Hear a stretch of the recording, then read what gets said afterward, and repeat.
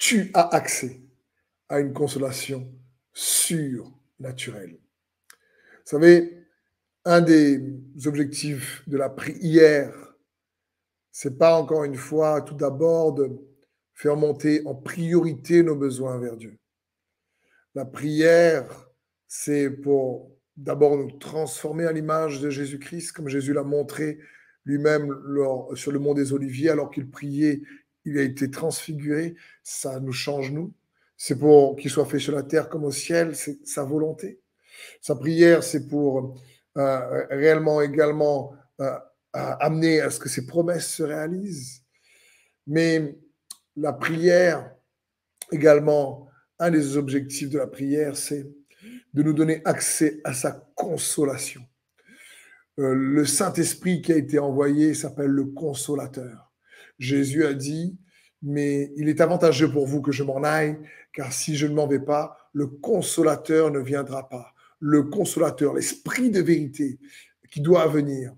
Parce que une des choses importantes, capitales dans notre vie chrétienne, dans notre croissance dans la foi, dans notre aventure de foi qu'on doit découvrir, c'est d'apprendre à prier avec foi pour extraire de ce moment de prière la consolation dont on a besoin du Saint-Esprit.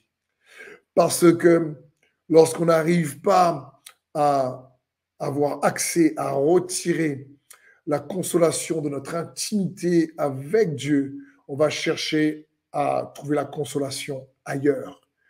Il y en a qui vont chercher à trouver une consolation dans des addictions, une consolation dans d'autres relations. Et d'abord, il nous faut apprendre à extraire du consolateur qui vit en nous, le Saint-Esprit, sa consolation. Le mot consolateur, c'est le mot paraklétos, qui parle en réalité, para, c'est comme parasite, qui signifie à côté, et klétos parle de celui qui exhorte. C'est une force d'exhortation qui est toujours à côté de nous, là, en permanence. C'est pas juste pour un soulagement, c'est bien plus que ça.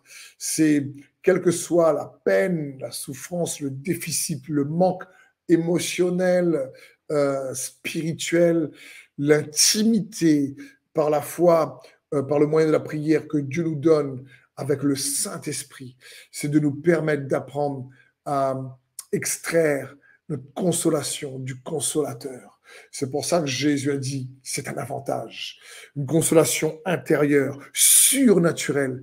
Parfois, les circonstances extérieures n'ont pas changé, mais c'est surnaturel. Il y a une différence entre quelqu'un qui est seul et quelqu'un qui souffre de la solitude, par exemple. On peut vraiment être en difficulté parce que c'est seul et c'est pas facile, mais la consolation de Dieu te permet d'endurer cette solitude parce que tu sais qu'il est là et tu as espoir qu'il te fera rencontrer quelqu'un selon son cœur pour toi. Et tu es confiant parce qu'il y a quelque chose qui s'est opéré en toi. Il y a comme une paix surnaturelle, peut-être lorsqu'il y a un manque dans tes provisions, dans tes finances, mais tu n'es pas du tout dans l'inquiétude parce que tu sais la consolation est là. C'est pour ça que Jésus a dit ne vous inquiétez de rien. Mais en toute chose, faites connaître vos besoins à Dieu par des prières, des actions de grâce et des supplications. Et la paix de Dieu qui surpasse toute intelligence gardera vos cœurs et vos pensées en Jésus-Christ. Donc, quand est-ce qu'on doit prier? Dès qu'on est inquiet. Voilà un indicateur. Dès que tu commences à être inquiet, c'est le moment pour prier. Parce que Jésus dit vous inquiétez de rien. C'est-à-dire, dès que tu commences à t'inquiéter, il faut aller chercher. C'est un indicateur qu'il faut aller chercher la consolation dans l'intimité avec Jésus-Christ par le Saint-Esprit. C'est un indicateur quand il y a une inquiétude, quel que soit le problème extérieur qui crée une inquiétude intérieure. Il ne faut pas laisser cette inquiétude demeurer, s'enraciner, créer du stress, de l'angoisse, de la peur, mais il faut justement aller dans l'intimité de sa présence et dans la prière faite avec foi, aller recevoir, extraire du consolateur sa consolation, parce que Cela est possible pour chaque enfant de Dieu. C'est pas réservé aux pasteurs ou à des ministères. C'est si tu es un enfant de Dieu et que tu as reçu le Saint-Esprit, alors il y a un avantage considérable à aller puiser, à extraire. C'est sa consolation. Parce que sinon, on risque de trouver la consolation ailleurs. D'autres vont trouver la consolation dans le divertissement, d'autres vont trouver la consolation, je ne sais pas, dans des fêtes ou dans d'autres addictions, quelles qu'elles soient.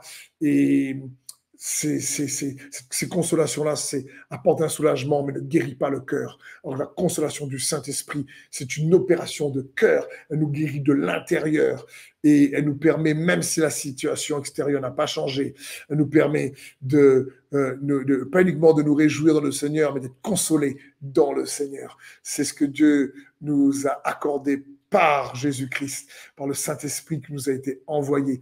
Et je prie que le Saint-Esprit t'aide dans tes moments d'intimité à mieux extraire, à mieux engager Dieu dans tes moments de prière, avec toi, te soutenir puissamment dans ton être intérieur, être fortifié dans ton être intérieur. C'est pour ça qu'il est bon de prier et de passer du temps à méditer sa parole, comme tu le fais derrière ton écran. Et je remercie le Seigneur pour toi. Je demande au Saint-Esprit de réellement t'aider à extraire avec plus de pertinence la consolation qu'il a prévue pour toi. Dans le nom de Jésus. Amen.